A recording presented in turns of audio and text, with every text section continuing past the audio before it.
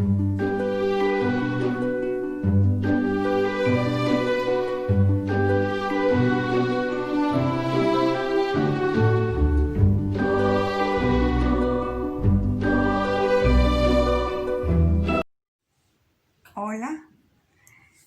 hoy voy a leerles el cuento llamado Don Molinillo y la bebida de los dioses, de la maestra Fabiola Monroy. No me quedó claro cómo es que nace Macerina, Don Molinillo, dijo el metate.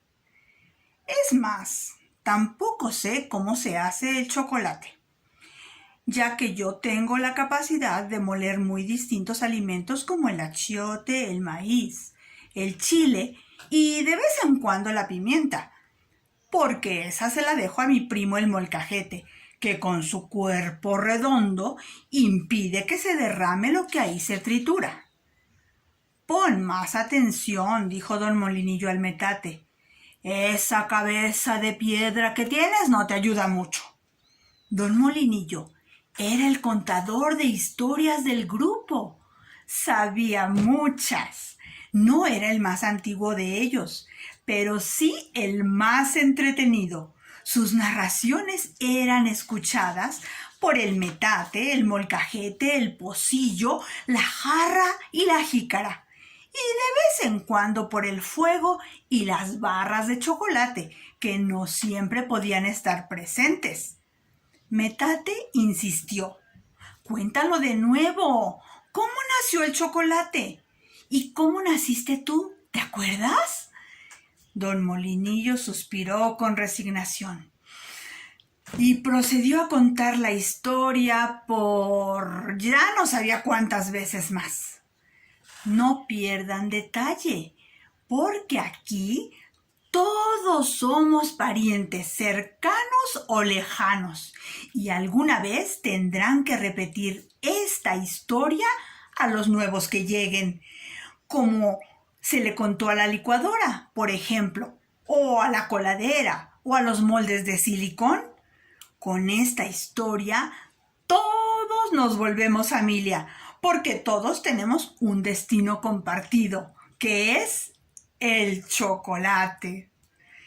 Cuenta la leyenda, comenzó don Molinillo, que los dioses mesoamericanos se reunieron como solían hacerlo cuando tenían que decidir la creación de algo importante, y esta vez se trataba de algo nuevo.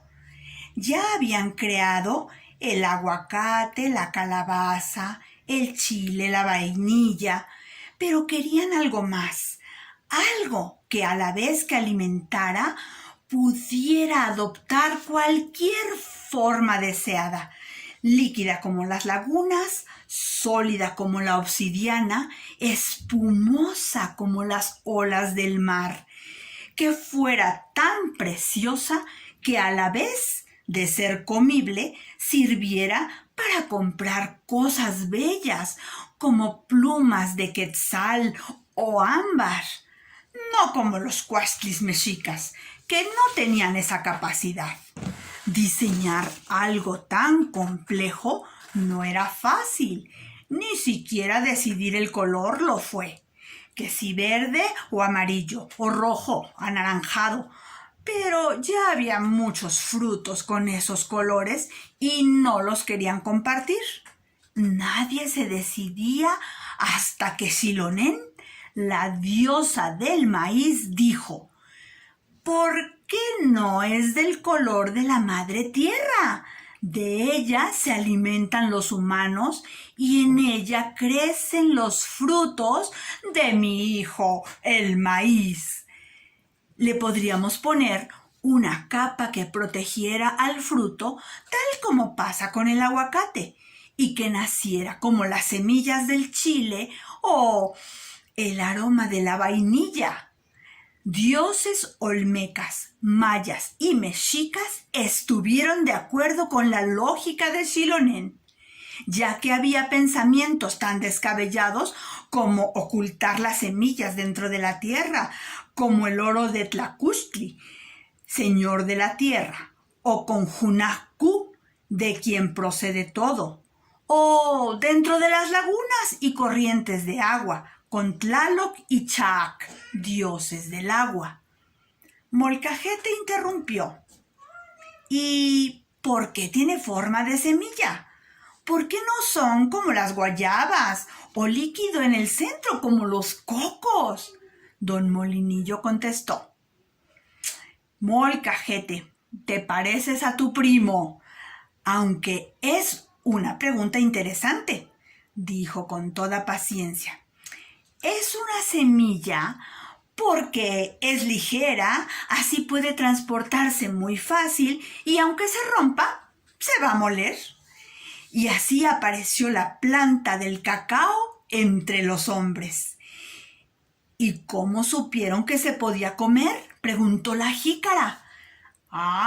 Esa es otra pregunta interesante, dijo don Molinillo. Y aquí, doña Casualidad, como en tantas cosas, tuvo su aparición.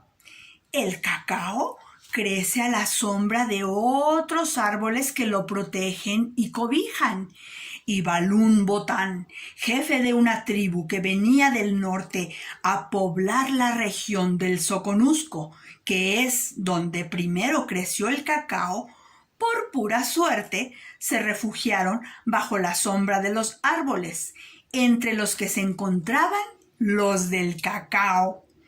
Una de las viajeras, Ick, se dio cuenta que las hormigas y abejas se acercaban a los frutos y decidió abrirlos, ya que si eran buenos para ellos, posiblemente también para ella y sus hermanos. Ick molió las semillas en un metate y ahí descubrió su aroma y lo probó con miedo. ¿Qué tal que fuera picoso o amargo o caliente? Sin embargo, decidió que lo pondría en agua para poderlo saborear entre todos, ya que compartir era obligado en las culturas mesoamericanas. Así nació la bebida del cacao, uno de los estados del chocolate, el líquido. Pronto, la frescura de la bebida se extendió por toda el área. Cada vez se pedían prestadas más semillas a las plantas y se les agradecía por permitirles compartir un fruto tan delicioso. No faltó quien, dejando el metate con el cacao molido descuidado por horas, por un apuro o distracción, encontrara el cacao hecho pasta y amasándolo lo transformó en las primeras esferas de chocolate y después en tablillas. ¿Y cómo nació el chocolate espumoso?, preguntó la jícara, pues sabía que en esa historia ella era una de las protagonistas.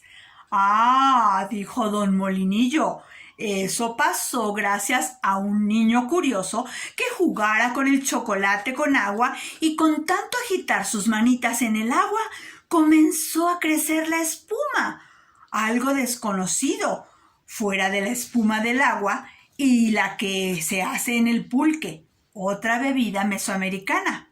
¡Ay, qué lindo poder crear burbujas y ponerle un copete a la bebida!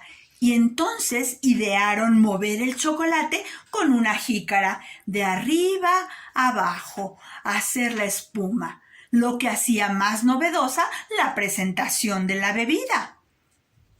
Pero, don Molinillo, ¿qué usted no tiene ese mismo trabajo?, preguntó la jarra, un tanto envidiosa, porque el chorro de su pico también puede producir espuma, al igual que la licuadora. Expresó don Molinillo. Nosotros, los molinillos, fuimos creados específicamente para hacer la espuma del chocolate caliente que se tomaba en la Nueva España. Y nacimos humildemente como una especie de botón de flor que, sostenido por el tallo de cabeza, se girara entre las manos hasta conseguir la espuma, y sin que las que la preparaban se quemaran las manos. La belleza de las jícaras está en la talla exterior que presumen, pero nosotros, los molinillos, tenemos varios aros que, girando rápidamente, hacen crecer la espuma preciada. Tengo primos de variados materiales, hasta de plata, pero los más numerosos somos los de madera, rodeados de uno o varios aros, eso sí, hechos de una sola pieza de madera. Don Molinillo retomó el tema anterior. Conforme el tiempo pasó, se fueron añadiendo ingredientes a esa masa original del cacao. Se le añadió dulce, leche, semillas. Se vació en moldes y al día de hoy ha alcanzado formas extraordinarias que ustedes conocen por los moldes de silicón y la batidora.